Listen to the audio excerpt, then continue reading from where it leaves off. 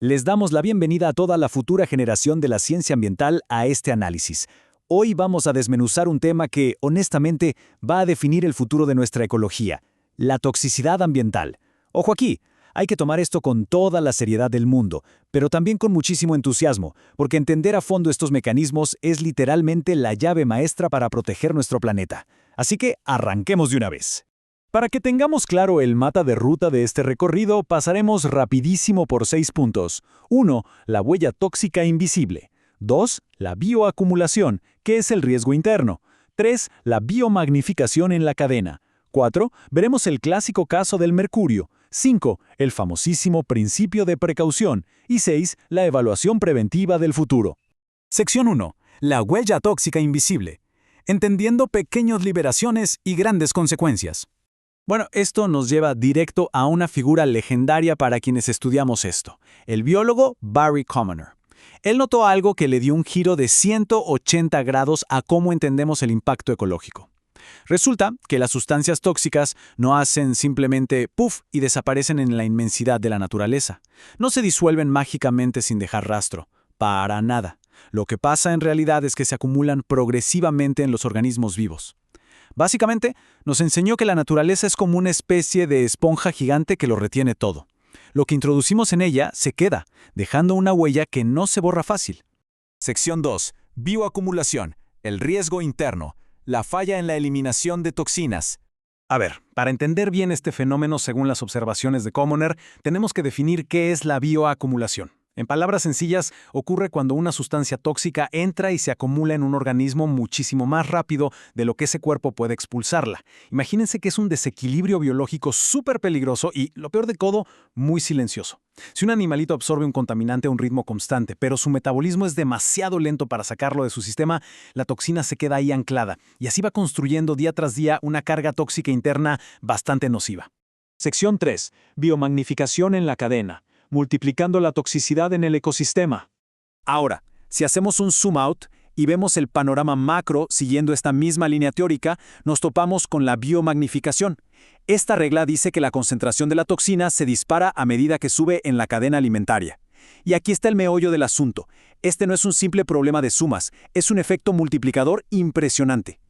Cuando un pez chiquito, que porta una toxina, es devorado por un depredador más grande, la amenaza no se diluye en el cuerpo grandote. Al contrario, se concentra, magnificándose de forma dramática con cada escalón que subimos hacia los superdepredadores. Para tener bases sólidas en el análisis ambiental, es clave no confundir nunca estos dos conceptos. Miremos esto lado a lado. A la izquierda está la bioacumulación, el organismo individual que no logra eliminar la toxina.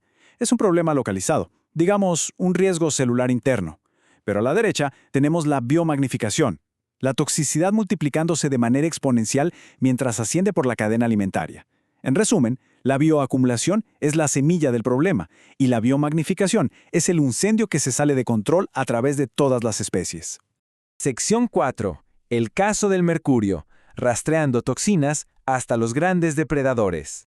Vamos a ver un ejemplo real, casi como si estuviéramos en una investigación forense ecológica. Paso 1. Ocurre una pequeñísima liberación de compuestos en un cuerpo de agua. Nada aparatoso a simple vista. Paso 2. Arranca la acumulación progresiva en los microorganismos acuáticos, que es nuestra bioacumulación en pañales. Y paso 3. Esto termina de manera fatal con concentraciones masivas de mercurio en peces gigantes. Una cantidad microscópica que empezó en el agua viajó y se multiplicó de tal forma que termina saturando por completo los tejidos de los depredadores más imponentes de nuestros océanos. ¡Increíble! Y todo esto nos aterriza de vuelta en la gran conclusión de Barry Commoner. Las pequeñas liberaciones pueden tener, y vaya que tienen, grandes consecuencias ecológicas. Esta es una regla de oro que debemos grabarnos en la cabeza. Una huella tóxica que parece inofensiva tiene el poder absoluto de poner de rodillas a un ecosistema entero. Subestimar una pequeña fuga química es, francamente, un error fatal en nuestra disciplina. Sección 5. El principio de precaución. El marco de políticas para la intervención. Por suerte, la ciencia no está sola en esto. Tenemos un marco de intervención respaldado por instituciones de altísimo peso. Hablamos de que esto es promovido activamente por gigantes globales como la ONU y la Unión Europea. Y esto es vital, porque nos demuestra que frenar estas huellas tóxicas ya no es solo tema de biólogos en bata blanca, sino que se ha convertido en una prioridad absoluta en los corredores de la diplomacia y la política internacional.